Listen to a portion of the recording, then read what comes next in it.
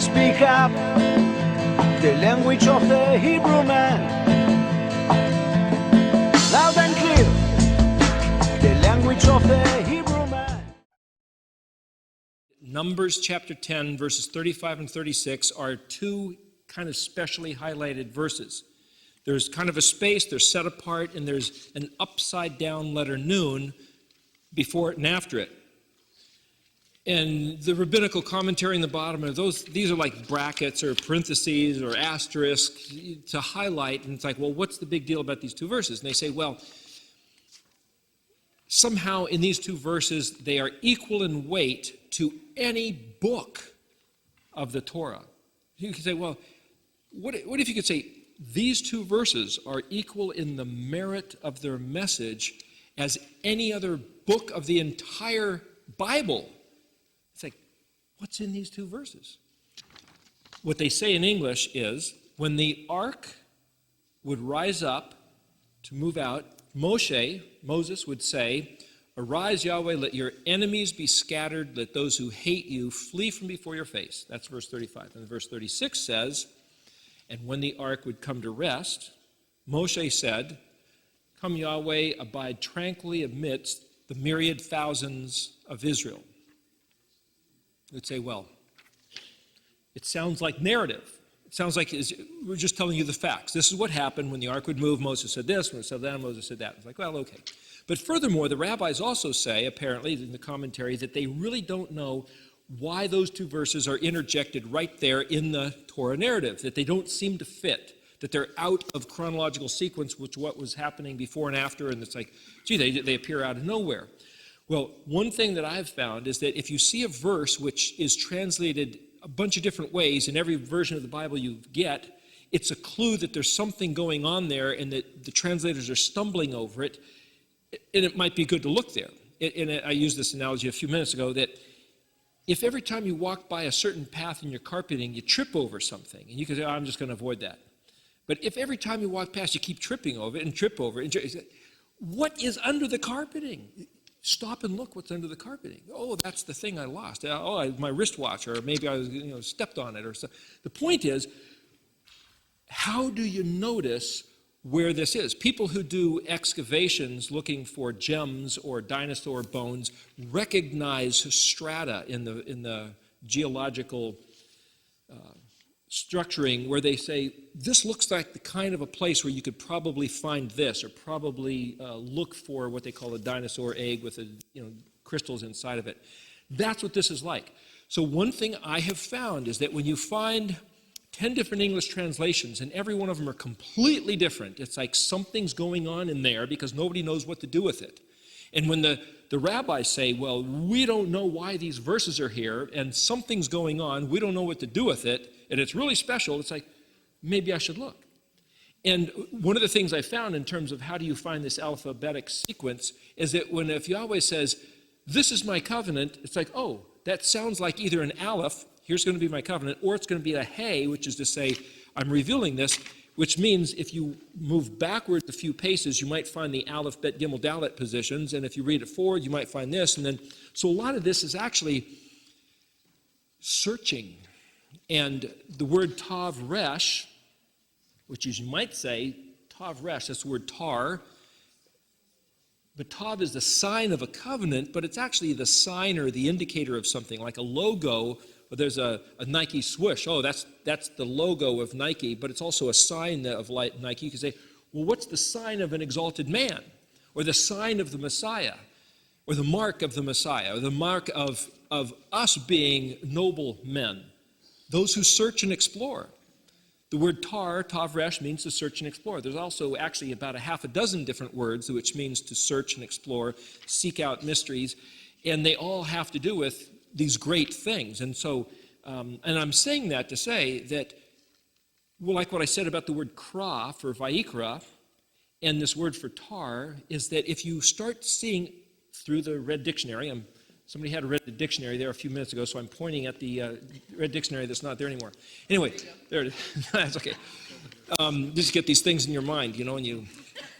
the point is, all the words which talk about secrets, mysteries, things hidden, treasures when you see the way the word's spelled, and then you start jumping between the dots and making these connections. They look really great.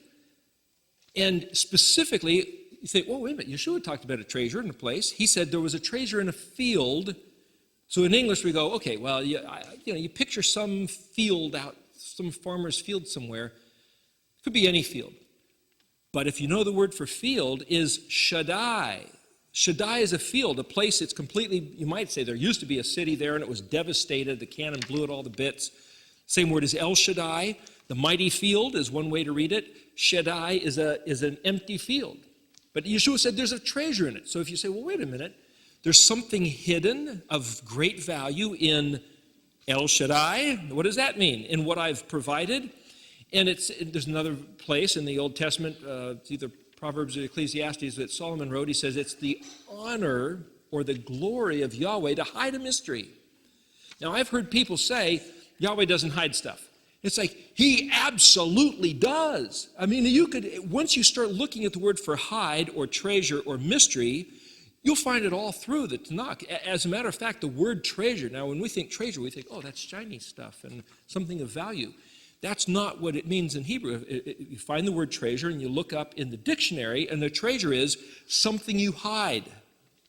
That's a treasure, something you hide. And what is a hiding place? It's some place that you put treasure. It's almost like this little, my commandment is to love me. How do you love me? You keep my commandments. What's the commandment? What really is love? John said, if we say we love him and we don't keep his commandments, we're a liar. We've deceived ourselves. There's no truth in us. I mean, this goes all back to what did he say? If we say, I love him, and the reason I love him is because he took away his commandments, it's like, that's false doctrine. He said, you go back to my voice, you go back to my word. Anyway, we could go on and on with that. But the point is, between the inverted noons is one place that you trip over. So if you take away the verse, the words that simply said, and when the ark would stop, Moses would say, although if you interpreted that, there's something in there, because again, that reads as the narrative, but the words could be read different ways. There's stuff in there too. But to just extract out of those verses, what did Moses say? Well, here's the thing. To read these words and you don't know what they mean, you're just reading phonetics. But if you do know what the words mean, then they mean something, and then you can, as it were, pray with fervent, applied thought, heart, not just parrot words. In fact, this is just, excuse me for taking these tangents, but I remember hearing a few years ago, somebody came up with some prayers on a tape deck. So it's like, hey, I'm going to say these prayers, and I'm going to push my tape deck and just have them going all the time, and so I can go watch cartoons, and meanwhile, all my prayers are going up to heaven. Does that count? Huh? Just once. It's like the effectual, fervent prayer of a righteous man avails much, and there's another place that says, Yahweh speaking, I'm paraphrasing, he says, how dare you take my words on your lips, you who have no regard of my Torah. Who do you think? It's like, separating the dots, it reminds me of the story then of Yeshua saying, I think it was Yeshua, maybe it was in the Gospels, just telling a narrative. Anyway, there was this guy, I guess it was probably after Yeshua, during the Acts maybe. This guy said, I've been watching the way these things work, so he decides to try it, and he comes up and says, in the name of Jesus, who Paul talks about, I'm going to kick out this demon. And the demon says, I know Yeshua and I know Paul, but who do you think you are? Actually, there's 7 sons of Shiva. Actually, the word Shiva means 7, or the one with 7. So it's not 7 sons of Shiva. Shiva was the guy who had 7 sons. Again, if you know Hebrew, you can see the way these words work. Anyway, these demons just jumped on these 7 sons and tore them apart and left them screaming, running, with their clothes ripped off. And it's just like, in other words, this is dangerous stuff. This is like playing with a loaded machine gun. If you're not doing Yahweh's stuff and you start invoking these words, this is probably where it became known as black magic and Kabbalic, sorcery and everything else. The reason I say Kabbalic, I don't know anything about Kabbalah, but it's a cult mysticism of using the Hebrew language that some Jews deal with. That's all I know about it. I haven't researched it. But I do know that it's regarded as dangerous stuff you better not mess with until you've studied it for 40 years and this and that and the other thing. But that's not what this is. This is not Kabbalah. This is not a cult. This is not sorcery or witchcraft. This is simply, what did Yahweh say? That's what this is. So what did Moshe say? He said, Kuma Yahweh va'i patzo I bika ve'i naso mesh naika me penka. And that's what he would say. He'd say, I can barely say that. I don't know what it means. Well, if you look at these letters written in Paleo, again, Kuma, well, that's basically where we get the word for comb, or that's what stands up, like the rooster's comb on top of his head. It's something you look at. It's like pillars standing. Yahweh, Va'ipatso, pets, pezadik, like where we get the word pizza, is to scatter, like the scattering toppings across a pizza. Va'ibika. Anyway, it's the word for enemy, but the other way, you can read this differently if you sit there and say, well, bet yod means in me and you're in me, and aleph yod has to do with where. And what I'm saying is that if you look at this, you can start breaking this down and say, what was he really saying? And it might read different than the narrative tells us what he was saying. But there's something in this. The second phrase, yeshuv, is where we get the word teshuva, which is to return and come back around, to repent and come back to the Torah, which is the root of the word Shabbat, which is the place that you come back to and rest and sit down on the seventh day. Shuvah Yahweh, Ravavot. That's Resh Bet Bet Vav Tav. Well, Vav is kind of like a vowel, Rababat. It sounds like rabbit. Well, rabbit, well, we think, well, you know, what do you think of with rabbits? Multiply like rabbits. What does Rababot mean? To multiply like rabbits. It means multiply or increase by the thousands, by the tens of thousands. It's also the word for arrows or rain. And it's like, have you ever seen these movies, you know, in the Middle Ages where there would be a military assault with arrows, and it's just like arrows like rain. It's like, oh gosh, what do you do? I mean, if you're the guys... Excuse me? Yes. Well, here you go. Is it R-E-I-G-H-N? Well, here's the point.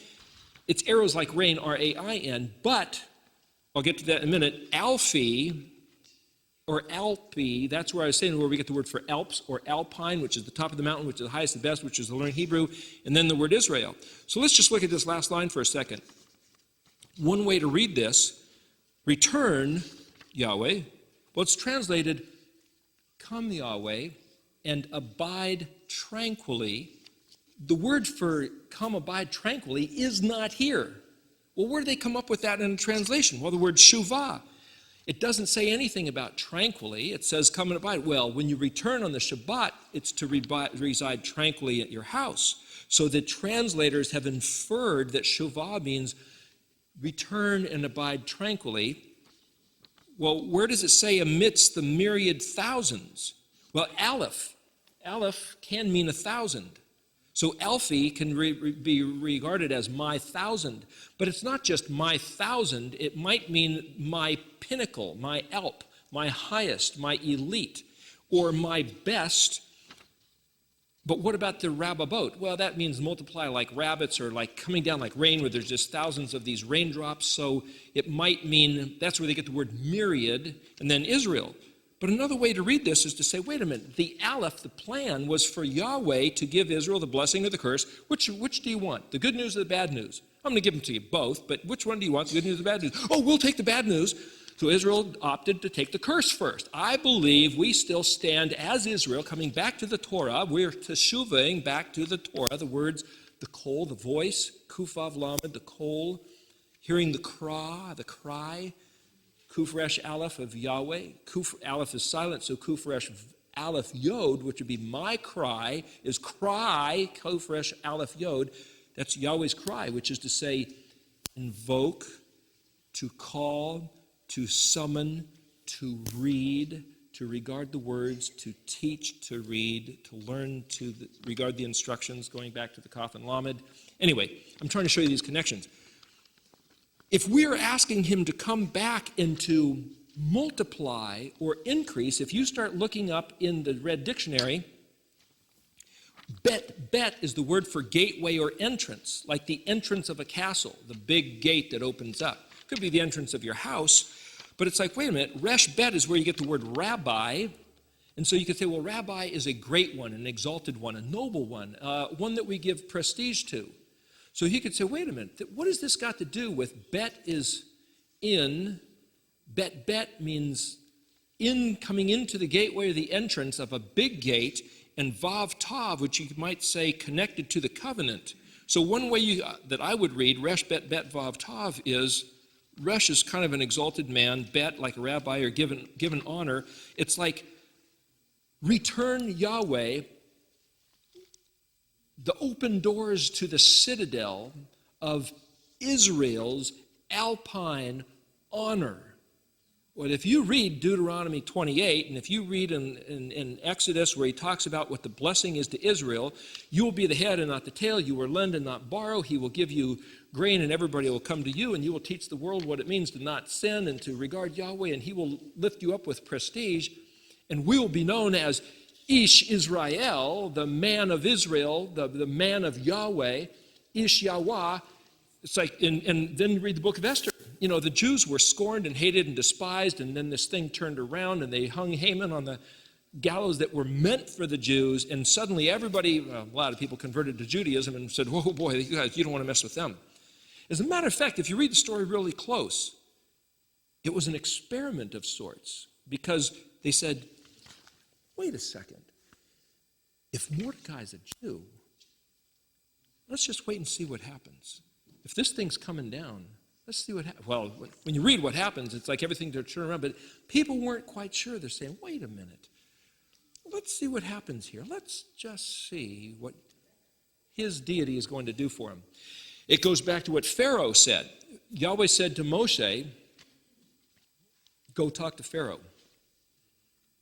And Pharaoh said, who is Yahweh that I should regard his voice? You want to be careful asking that question. Who is Yahweh that I should regard his voice? I believe what this is saying is Yahweh return amidst Israel, but who is Israel? Israel is the one who asks for your presence amongst them because we regard your voice. And that's always been the critical factor of Yahweh's presence. His people regarding his voice. You could check it out through every single book of the Tanakh, and it's in there over and over and over. That's the Aleph. The Aleph is for Israel to regard the voice of Yod-Heh-Vav-Heh and get the blessing. And if they don't, they'll get the curse, but that's not the intention. The intention was to regard the voice of Yahweh and get the blessing. And if they get the blessing, he will lift them up and exalt them, and their honor would be their R-E-I-G-N, play on words, R-A-I-N, R-E-I, so it's both.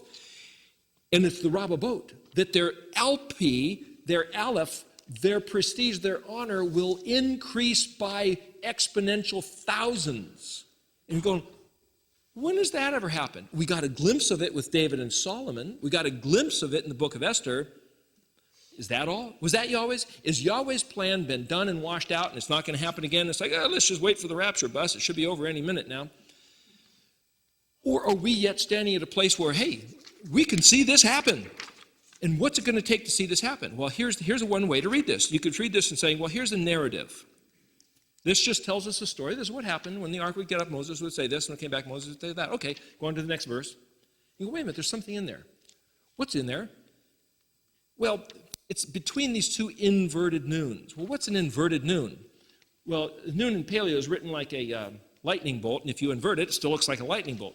In the modern, it looks like a little parenthetical bracket, and if you turn that upside down, and it's like, it almost still looks the same, it's backwards, but so what? What if it's not so what? What if it means something? What's a noon? A noon is to engage in the action when it's in a prefix, and when it's at the end of a word, it basically makes it a noun saying this is the one that has been doing it. So this is an action to be engaged in. Why is it upside down? Maybe just to bring our attention to it. Well, what's the action? Well, you figure, listen, this is a big event, right? The Ark of the Covenant is getting picked up to moved. And so Moses goes, gosh, we got to come up with some great ceremony here. We got to develop a ritual. Let's invent a tradition. Every time the ark gets up, I'm going to say these words. Arise, Yahweh, let your enemies be scattered. Let those who hate you flee from before your face. Yeah, that's a cool thing to say. Let's just say that. Is that all this was? Well, if you read, Yeshua said, you'll be able to say to this mountain, be moved from here to there, and it'll happen. You'll be able to call down blessings. And the disciples said, yeah, and curses, let's call down fire from heaven. After all, Elijah did it and burned up like 150 guys or something. They said, oh, man of God, come down here and we'll haul you off to jail. He says, if I am a man of Yah, let fire come down from heaven. Man, it burned those guys up. You know, it happened, I think, 3 times or something, at least twice. Anyway, the point is, besides the time with the 500 priests on the, was it Mount Gerizim, where they were? Carmel? Anyway, the point is, should we be calling down fire from heaven? Maybe it's possible, but Yeshua said, speak improvement. There's a word here that I found that can be translated as speak beautiful improvement.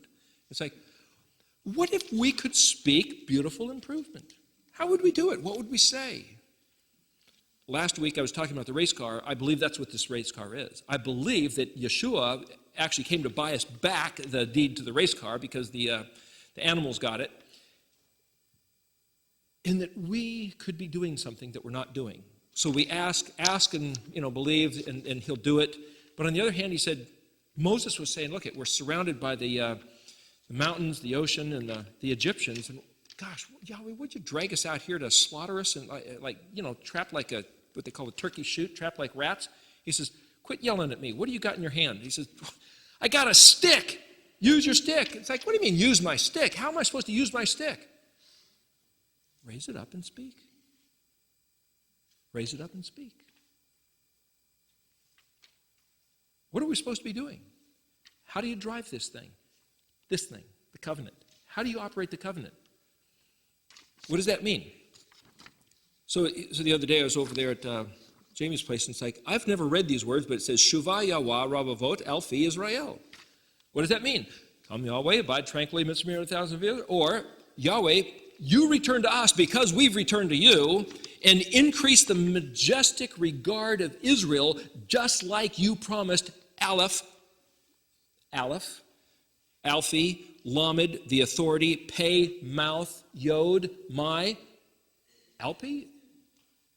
The Aleph, Lamed is like a tongue. It's also like a rudder. It's like the governing mechanism of the ship. The plan as it's expressed through my mouth, the word Alpi, I thought Yahweh was supposed to command the blessing. It's like, he did command it. Now I have to say it. That's what seems to be embedded in these words.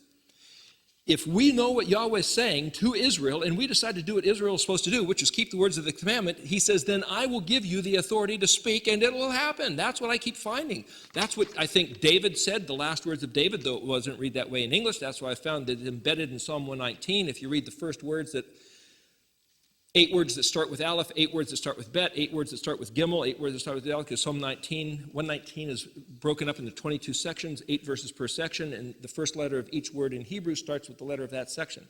And if you put those 8 words into a sentence and read them, this is the stuff that it talks about. The gift of the covenant given to Israel that Israel doesn't know because it can't see it because it was stopped up, hidden, and sealed till the time of Kuf Zadi. Well, that's the time of the end. No, it's translated in. But what is Kuf Zadi? Well, Kuf means after this. It's also a pillar of fire and smoke, and it's also like a shackle that's opened up. Pei Zadi is an open mouth. Kuf Zadi is a picture of an open shackle. Open shackle? What shackle? The 2,730-year curse? That's been opened? Can we now have the covenant back? Wait a minute. Isn't that what the disciples said to Yeshua when he rose from the dead? Can we have the covenant back now? Isn't that maybe what we discussed last time, what Nicodemus was asking when he came back and said, hey, Yeshua, we've been watching you, and we know that nobody can do the things you do unless they come from Elohim, so if you've come from him, maybe you can tell us the inside scoop on the only thing that matters. Can we have the covenant back? course, he didn't ask him that. Like I say, it has to be inferred. If you look at the dots above the words in the enlarged lamed in Deuteronomy chapter 29, verses 28 and 29, there's an enlarged lamed and dots above the words for us and to our children. Nakadamon means to put dots, and he was an enlarged leader. He was a great teacher of Israel. That's on the last tape. It was just a matter of severing these dots. Once you start seeing these things, you're putting it together. And what I'm saying is, once you start putting things together, we're trying to find the Aleph. We're trying to find the plan that Yahweh had originally that got dropped, kicked, spit on, distorted, broken, and dragged off by the rats into the rat hole, that we go like, oh, where is that? It's right here in the words. It's in the words. If we understand these words, we're finding the covenant. We're not just doing something interesting, studying Hebrew. The words are embedded in the Aleph. And we can keep asking him to do this and do that, and pretty soon when we get the covenant back, he'll say, okay, now that you understand what I asked you to do, and you're doing it, then you speak. And so here's a great thing to speak. You can say, remember the inverted nuns. This has all gotten turned upside down, but let's put it right side up. What's the right thing to do? Shuvah Yahweh Ravavot Alfi Israel. That's simple. And yet I just said it as if asking it to be done. And so I think what Moshe was doing was actually declaring it to be so, causing it to happen because he spoke it. That sounds like sorcery and Kabbalah. No, that's the covenant.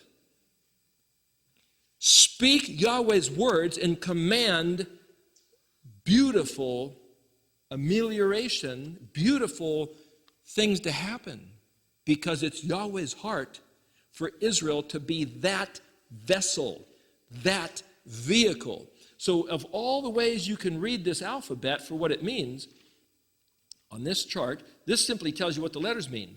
This section here in the pastel is a way to read the alphabet. This is the Mishkan pattern telling you the proof of the matter.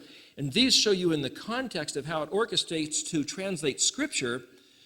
But there's so much more. There's so much more other than that. Let me see if there's this one page I can read to you. Here. This concept that there is an ideal Aleph that Yahweh had in mind. And he says repeatedly in the Aleph position, I am Yahweh. Here's the bet position, your Elohim. That's what it says down here. How's the bet position your Elohim? Because Yahweh is the Elohim of anybody choosing to be his bet, which can be woman, which can be body, which can be house, which can be his people. Who's his people? Whoever wants Yahweh to be their Elohim. It's open to us all. I'm Yahweh, Aleph position, bet, your Elohim. You are the people who I am the Elohim of. And quite often you'll see Yahweh speaking through the Tanakh where he says, I am Yahweh, I will be your Elohim, and you will be my people. It's like he's almost saying, this is my plan. I'll be your Elohim, and you'll be my people. He says that over and over and over again. You go, yeah, well, whatever. What are you trying to say? Say, no, that's the plan. That's the Aleph. I will be your Elohim, and you'll be my people. And yet Israel has messed it up since the beginning. Constantly, consistently, continually. Israel has dropped it, and they just don't care. Well, we could change that. I think we can change that right now. Today. We don't have to wait for some grand event. In your heart, you can say, I want to be your bet. I want to be your people. I want to be your Israel. You could be my Elohim. Now, how would we render the letters embedded in Aleph if the Aleph is literally, I will be your Elohim. You will be my people. And it's like, well, now what is the ideal? And I can't show you an exact verse off the top of my head or a list of verses where I can prove this ideal, but now let's just think.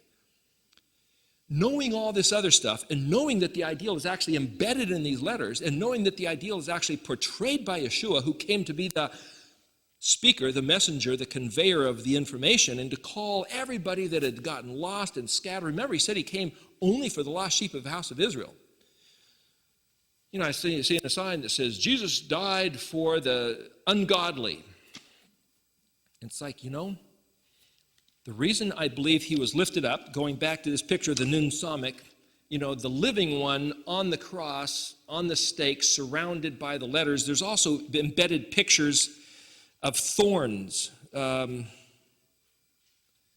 Yod He Gimel He is the word that means, He Gimel He, Hagah, means ponder, thought, spell a word, pronounce, read, removed, gored, thorns forming a hedge, surround or fence in. So here's a picture.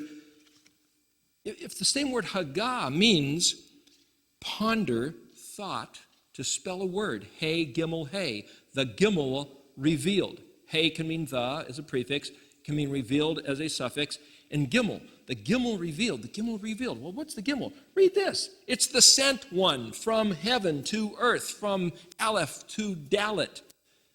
The plan for the voyager, the sent one, the one Shalach, the Pula Shalom, it's the same word, Siloam. It's the one sent. Yeshua was the sent one, the voyager. Read all the way down the Gimel. So the Hagah, the Gimel revealed to really, who is he? Ponder, thought. He's the one that Yahweh says, hey, I'm gonna express myself in this guy. To spell a word, pronounce, read, removed, gored. He was removed and gored. Thorns forming a hedge, thorns around his head. Surround, fence in. Rudder, helm, steering wheel. It's where we get the word ha-goy, which would be the goyim, the Gentiles. I have come for the lost sheep of Israel. Where are they? They're camouflaged as goyim. They're considered to be the nations. Because why? Because they've forgotten how to read. They've forgotten how to navigate. They don't have no rudder. Their languages are all messed up. They don't know these words. The word haga'ah, he gimel he he, is correction of a text. To annotate. This is the correction of the text. Daniel was told to hide it and seal it. This is the correction of it. He gimel vav yod, pronunciation, steering, phonetic, thinking, meditation. He gimel yod vav nun, one who does that or put it into a noun form is resounding music, musing, reading, logic. Also the related words are suitable, decent, respectable, worthy, and propriety. We are taking what's been scrambled, hidden, confused, and messed up and putting it back into its suitable propriety form so that we can use it.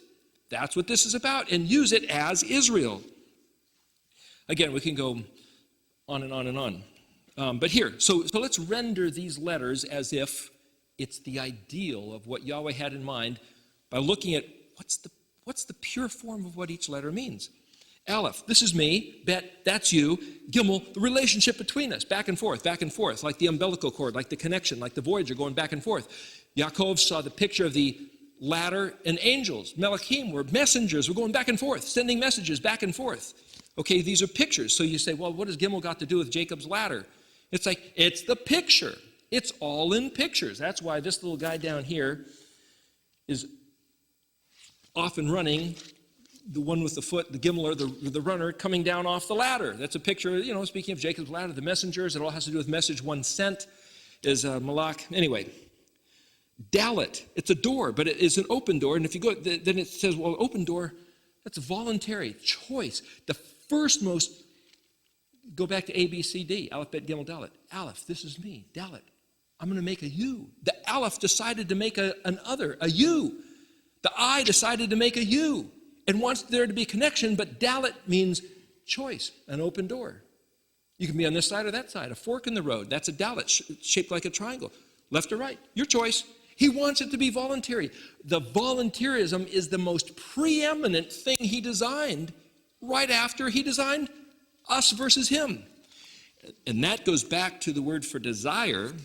That's a whole other thing. It's on the bottom of the chart down here. It's embedded in Paleo. You'd have to read it, but the word for desire is het pe zadi, which is like the enclosed fence opening up. There's a whole other thing there. We don't have time for that, but I'm just making reference to it. It's the word for delight. And there's verses which say, this is Yahweh's delight. To volunteer, to choose his open door. Hey then has to do with communication, which is the word to open the window or to reveal or to speak or to show, turn the light on, wide open, enlightening, Vav, speaker, discourse, bridge. Yeshua came as the Mashiach, the Vav man, as the speaker. So you're saying, well, wait a minute, if the first 5 letters has to do with communication and speaking and openness of communication between him and by what vehicle? He designed words. Words have to do with phonetics and thinking. And the difference between a goyim and what the Jews say, anybody who's goy is because they're not Jew. And if a Jew does not regard the Torah, they're considered goy. What is a goy? It goes back to navigation and thinking and pondering. It's somebody who can't navigate. Their thoughts are all messed up. They're going crazy because there's no way to steer because they've rejected the Torah. So it all goes back to the words because the Torah is an expression of words. Yeshua came as the one who was the Word made flesh. I'm going to get into one thing here real quick, and this is kind of dangerous ground, but there's a verse in Jeremiah 23, verses 27, actually 29 through 40. Yahweh says, I better not hear this out of your mouth. You better not say the phrase, and I'm going to say it in English, the burden of the Lord, the burden of Yahweh. Do not say what is the burden. Now, it sounds almost like, if you read it in the context of Jeremiah, it's talking about people saying, oh, what's the word of the Lord? I got a fresh anointing. Oh, he's saying this, he's saying that. And he says, you better not ever say that again. The person who says those words, it's spelled Mem Shin Aleph, that person's going to be in big trouble. Better you should say, what is the Ayin Nun Hey? Well, the interesting thing, the word Ayin Nun Hey is a burden, but he says, you should say, what did Yahweh speak? What did he say? Don't be sitting there saying, what's his burden? Like he's got this, like the Holy Spirit has this thing he needs to express. It's like, oh, in another place it says the prophets are running around saying, oh, I dreamed. It's like, what did he say? And the reason I'm bringing up these issues is because if we just read the English, you'll find them, and you'll just read through and it's like, yeah, what did he say? What did the prophets say saying this, blah, blah, blah. It's like, wait a minute, when you realize what the Aleph is, which is the plan, which is his heart, which is his desire, and you say, where then can I read through this narrative and see if I can find his desire? Yeshua said, in the field in Shaddai, there's a buried treasure, and there's somebody that can sell everything they have to come and buy the field to get that treasure. What's the treasure? What's the treasure? I believe it's the understanding of this. Now you could say, there's some other field and some other treasure, but I tell you, the stuff I've found sure feels like a treasure, sure looks like a treasure, sure acts like a treasure, and not a shiny thing to stick on the shelf and say, yep, I got one of them, like some trophy that it's on the paper today. Somebody found a 3-foot-tall trophy from a 1916 Festival of Roses that Safeway won. It's like, hey, let's put it on the shelf somewhere. And it was in somebody's barn or attic or something. It's like, it's a shiny trophy, okay, from years ago, and it's like, it's an interesting curiosity, and somebody's treasure probably, but this is a lot more valuable and useful than that. And how do we get this? It's going to take the time of study, but it's like you have to know what to look for. How do you look for it? I'm trying to show you clues as to look for it. You trip over something? What was that? A verse that doesn't seem to belong there? Nobody can figure out how to translate the verse? Wait a minute, there's these connections like crazy eights going from here to here to here, Sephiring, and it's like, oh, wait a minute, I read this and it reminds me of something in the book of Revelation, it reminds me of something John said, it reminds me of this. It seems to be wrapped up, it seems to be hidden, it seems to be disguised. There's something going on. So then you sit there and say, wait a minute, why? Now I'm going to go, like I said, dangerous territory, because Yahweh said, do not say, what is my Mem Shin Aleph? Ask what my words are. I'm going to ask the question, what do you suppose this Mem Shin Aleph might be? I'll bet you nobody here knows. Why? Because you don't know what a Mem Shin Aleph is. Okay, I did some homework here. I looked at Aleph Shin Aleph, Bet Shin Aleph, Gimel Shin Aleph, looked at all these different words, Mem Shin Aleph, Nun Shin Aleph. Well, the word Nun Shin Aleph, interestingly enough, is pronounced NASA. Hey, that's like NASA. Like, what do? Space shuttle. You load it up, you shoot it up, you take it out to outer space, and you go transport back and forth, right? Nun Shin Aleph means lift, carry, take. Take away, like being married, where you gather up the bride and you run off with her, right? Swept away. It also means to destroyed. While the bride is no longer who she was, she is now somebody else, so the past life is destroyed. There's these pictures. That's NASA. It's also forgave and pardoned. Hey, because Yeshua was lifted up, our atrocities, sins, and abominations have been swept away and forgiven. Suffered, endured. Well, he was suffered, endured, was lifted up. Well, he was lifted up, exalted, and respected. He was lifted up so that we would exalt him and respect him, certainly, carried from place to place. This is all what NASA means. Well, what's Mem Shin He, or Mem Shin Aleph? Mem Shin Aleph literally in the dictionary means bearing, like to bear a burden, carrying, burden, load, present, tribute. It also means utterance or prophecy. So for people to go, and this is where I was talking to somebody earlier about this, when people come being apostles or prophets or I got a word, I got a dream, oh, I got a vision, it's like, we better be kind of careful about that and say, what did Yahweh say? What did he say? Go back to Jeremiah and read it, Jeremiah 23. It also, Mem Shin Vav Aleph He, because when you add Vavs and Yods, you can plug them in there. It means fire signal or beacon of desolation. Here's a fire signal or beacon. Yeshua lifted up on the stake. Lifted up, oh, that's like NASA. Think about this. What burden was Yeshua carrying when he came to show us a picture of what Yahweh's Mashah was? What's Yahweh's burden? What's Yahweh's burden? Well, I'll tell you, it was the cross. And what did the cross represent? The cross was a symbol of Roman sun god worship, Mithra. Did Yeshua pick up the burden of us worshiping the sun god deity under the Roman culture, which was, if you look at Daniel chapter 2, the vestiges of the Babylonian, Median, Persian, Grecian, Roman sun god worship, where we've changed his words into corruptible things, and he picked up that burden and carried it to show us what his burden was? I will carry the burden of your profanity, your adultery, your idolatry, and suffer the crown of thorns and the ripped open back and everything else which is embedded in these letters. The Vav Zion, the man slain, the Zion is a picture of these hooks like plowing the field. His back was ripped open, the Vav man Zion. We can get to that in a couple weeks. Is that his Mem Shin Aleph? It sure looks like it. If you read through here what Mem Shin Aleph means, desolation, calamity, ruins. Why did he suffer calamity, desolation, and ruins? Because he, as the Word, the Torah, has suffered calamity, desolations, and ruins. It's like, what?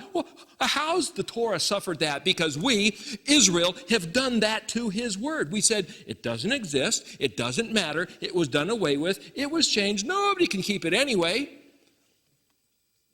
And yet, what was his plan? Oh, that's right, we were talking about his plan. This was part of the plan, is to not do that. So when you see a picture of Yeshua carrying the cross, he wasn't saying, hey boys, I'm starting a new religion. You guys don't have to regard the Torah. He was saying, because you didn't do the Torah, this is what's become of things.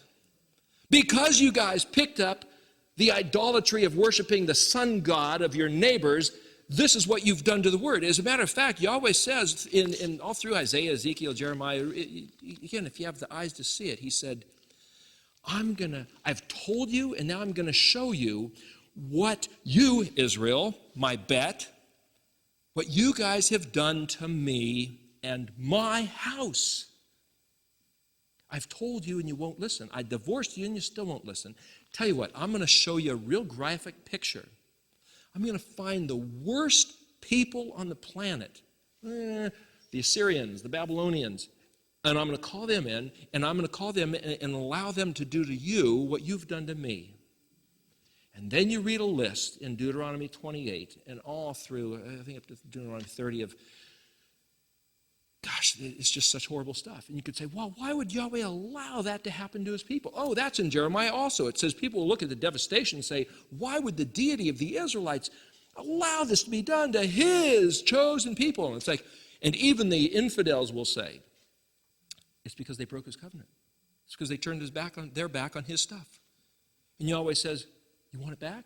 You want my attention back? Come back to my words. I've already given you the words. Just come back to me, and I'll turn it all around. I'll forgive it all. But when you look at the crucifixion, instead of saying, thank you, Jesus, boy, he's taking up the cross and bearing our burdens. Whew, man, now we don't have to keep the law anymore. Thanks a lot. better we should look at it and say, that's what I did to him. Not just, oh yes, he died on the cross for me, that's what I did to him. It's like, no, I took his word and punched holes into it and ripped it to shreds and hung it on the altar of the sun god and said, I'd rather have the altar of the sun god who won't give me any of the laws that Yahweh gave me. Gosh, what an abomination have we done? It's like, oh, well, that's what we've inherited from our forefathers, but Yahweh said, we can come back. What's the Aleph? The Aleph is what it was supposed to be, which includes coming back. The picture of the Zadi is a resurrection. Yeshua being thrown into the tomb, Chet, 3 days, 3 nights later, Kuf, or Zadi resurrecting and Kuf rising up.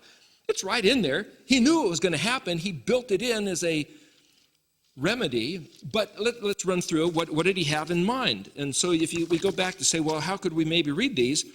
Communication, right? Hey, Vav, I will speak. I will send the speaker. Well, I'll give you my words. We can talk about stuff. Zion is the 7th letter. It's the appointment of the Shabbat. And it's not just, okay, you guys better not lift a finger on that day, or, man, there's the guy that picked up some sticks. All right, stone him. It's like, come on, is Yahweh this rough, mean, nasty guy, or do you say, this is my gift. This is my time of intimacy with you. I'm telling you, on this one day of the week, you don't have to listen to any other voice of authority. Don't worry about your dollars. Don't worry about your bill collectors. Don't answer the phone. Don't worry about cooking. Don't worry about mowing the lawn. Don't worry about anything. That's my gift to you. And I'll meet with you on that day. It's like, thank you, Yahweh. But we look at it as a grief and a burden and this oppression that he's put down on us. Why? Bad translation. Bad interpretation of his words. But if we look at it here, it's also a weapon. It's like, he's got this weapon on the Sabbath day. It's like, oh, you guys want a weapon? We talk about spiritual warfare. Would it be any surprise that the 2 weapons, Zion and Zadi, both represent the 7th day, both representing the Shabbat, are both weapons? And he says, well, you guys want to have some clout when it comes to spiritual warfare? Are you keeping the Shabbat? No, you got no weapon. Now, what are you going to do? Just hope that things happen? Embedded in the commandments are the blessings. If we keep his commandments, we get the blessings. That's the Kaf and Lamed. That's the message that's all through here. Anyway, let me go on. We're starting to run out of time. Zion, my appointment, my Shabbat, personal, set apart. Chet, my place. It's like your clubhouse. Here's the Chet. Here's my castle. You want to come in? This is his plan. I'm trying to show you the plan of what I think I can picture in these letters as Yahweh's ideal that he was offering Israel that we didn't know existed. So let's see. We get his weapon, his personal attention on the Shabbat. We get his clubhouse, his place, his castle to come into. Tet is a full basket. He says, all my stuff, everything I have is yours. And you, when you come into my place, I brand you.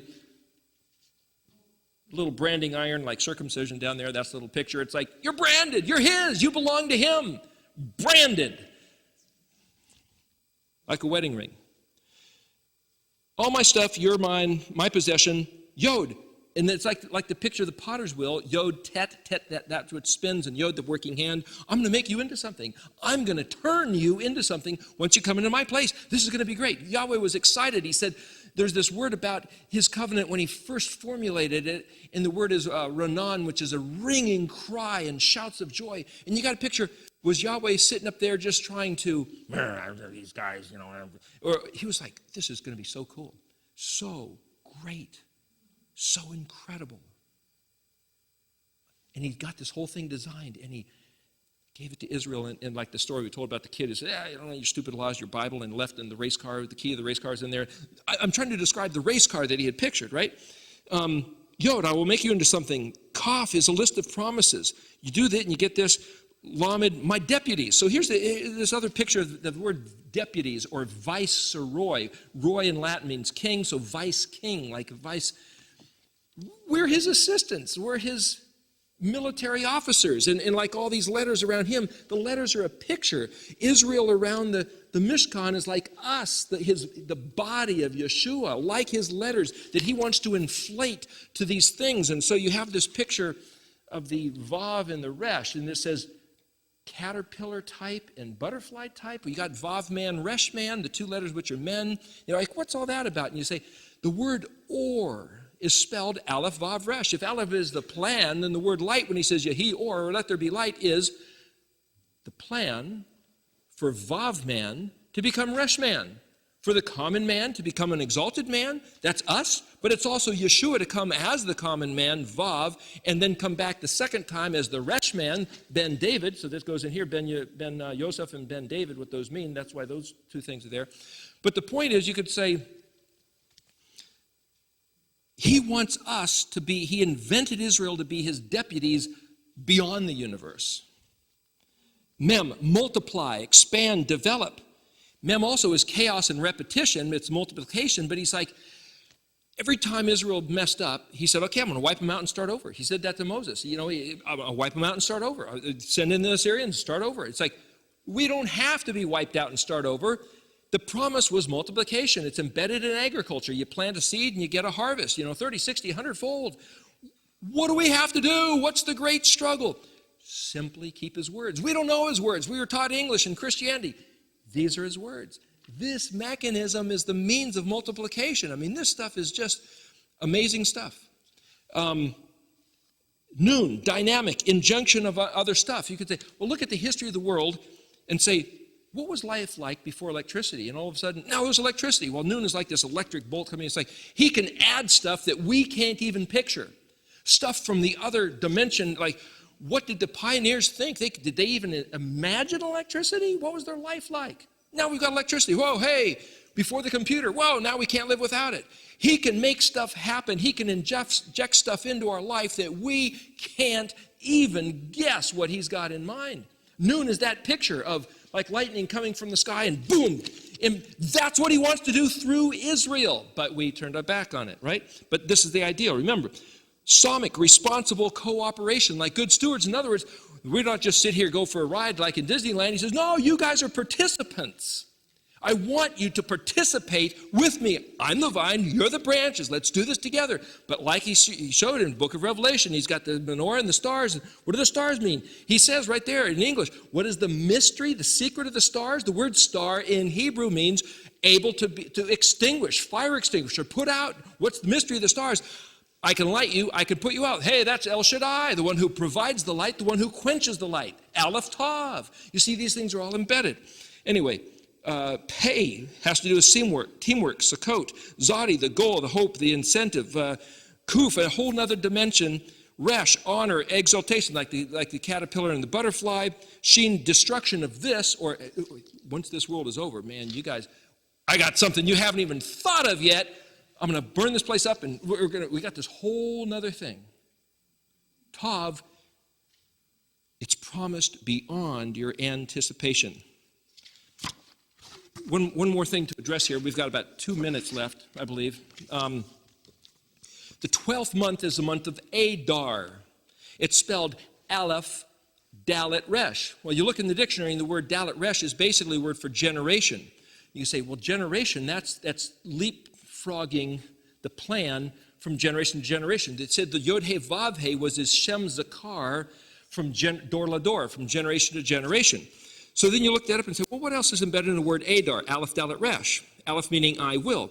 Well, Adar is the 12th month, the month of threshing. So you could say, well, it has to do with threshing, which is to say, taking everything that grows, the wheat and the tares, all those say, oh yeah, I want to be Israel, I want to be Israel. Okay, I'm going to go do some threshing and find the good kernels, the good kernels.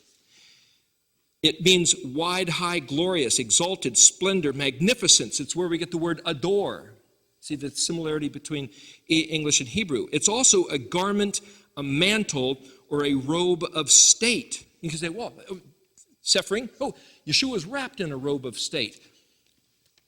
This is a picture of being wrapped in a robe of state. If you know these letters, it has to do with the robe of the kingdom of Yahweh to be wrapped up in. If you're going back to the word tabanit, tav bet nun yod tav, my son wrapped up in the covenant. The covenant is the robe of state of the kingdom of Yahweh, and the covenant is what these 22 letters say, and that's what the Aleph is. This is my plan for my kingdom to be revealed, and my people bet Israel if they wrap up in my words, which is my robe of state. It's also the skin of an animal, which is why I'm wearing this, with the white of the Aleph as the white linen shirt. It's symbolic, so just so it's on there. Adar with an Aleph is also a threshing floor or a circular place for assembly. Again, the circular place for assembly. See this picture of circle and weaving and winding, hallelujah, Delilah turning around. There's these pictures of spinning and turning embedded all through the Hebrew language. And how you see it is looking at the dictionary and regarding the meanings of the letters. But you have to sit there and take the time to look and make the connections. And that's the Aleph. I think the plan is that he said it was his glory to hide this stuff. And then says, Shalom. Does anybody care? Does anybody want this stuff? I've seen verses where that's what he says. Anybody want it? There it is. As a matter of fact, I think we have just enough room left to say this. There's a verse that says, Isaiah 33:18. He says, where is one who will count? Where is one who will weigh? Where is one who will count the towers? And you're going, count the towers? What? That's English. The word is Sefer HaMigdolim. We've already talked about what it means to Sefer. We've been doing it all night, trying to make these connections, right? In the Hamigdalim, the Gidolim are the great, large, magnificent things of dignity. It has to come to do with a hairdresser who twists braids, like doing French braids. That's why, it's like when you're celebrating. Where is one who will Sefer the great things? It reads differently. And then there's another one in Jeremiah 2:32 where it says, to cut to the chase, the last half of it says, where is one who will count days? There hasn't been one who will count days without number. Let's say days without number, but the word for count is number. Days without number, it's the word Sefer, and the word Sefer is a storyteller. Israel is left in ruins because for days there has been no Seferer, no storyteller. No one to address these matters and rehearse them and give them to the forefront of the consciousness of Israel. That's why he said, tell you what, for a week each year, it's coming up in just a short while, you will eat unleavened bread, bread without any leaven. Oh, come on, why? Your kids are going to ask. And you could say, oh, let me tell you the story. So that as you're eating the unleavened bread, and your kids say why, and you tell them the story, the Torah will be in your mouth. Well, the Torah is like the unleavened bread, the pure truth, without other things to distort it. But when you're eating the unleavened bread, see, it's a riddle, it's a play. As you're eating the unleavened bread, the kids will ask you why. You'll tell them the story, so the Torah will be in your mouth as you speak the words. He's got all the bases covered. It's all about telling the story. It's all about speaking the words. And I could show you on and on and on. With Moshe chapter 4, he says, the voice of the sign. It's all about the voice. It's all about the words. We got to go back to his words.